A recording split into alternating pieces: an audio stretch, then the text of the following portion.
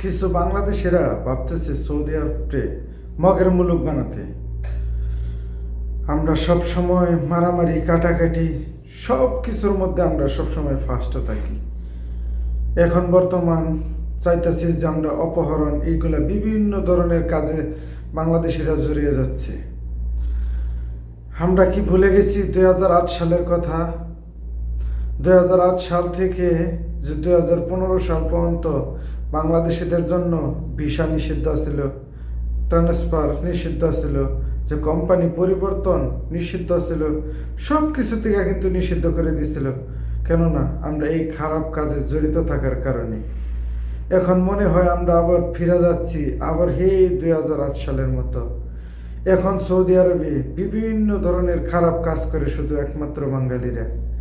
এই বিভিন্ন ধরনের খারাপ কাজ করার কারণে এখন বর্তমান মনে হয় যে আমরা আবার ওই 2008 সালে যে কাহিনীগুলো হয়েছিল, যে ভিসা বন্ধ, মানে কোনো লোক কাফালা হইতে পারবো না, মানে এই ধরনের বন্ধের একটা ইঙ্গিত আবার মনে হয় যে আমরা পাইতে যাইতাছি অতি শীঘ্রই। কেননা আবার আমরা অপরাধের ভরভরিত চলে গেছি।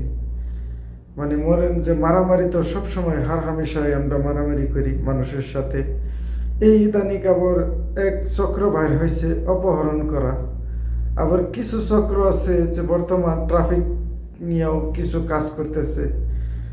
মানে চাইলেই কিন্তু এই সৌদি আরবটা মগের মুলুক বানাইতে পারবেন না। কেননা সৌদি সরকার কখনোই কোনো দেশকে এই দেশের মগের মুলুক বানাতে দিবে না।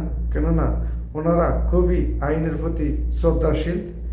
ওনাদের আইনটা খুব সম্মান করি আমি, যে না, ওনারা আমাদের দেশের মতো আইন না, ওনাদের আইনটা খুব সম্মানিত একটা আইন। আমরা চাই না যে এই দেশটারে আবার এই 2008 সালের মতো তৈরি করি। সর্বোচ্চ লোক আসার একটা জায়গা হচ্ছে সৌদি আরব বাঙালিদের জন্য। আমরা বাংলাদেশি, আমরা সর্বোচ্চ সৌদি আরববাসী এই দেশি চাই না যে এই জায়গায় আবার এই 2008 সালে ফিরে যাই।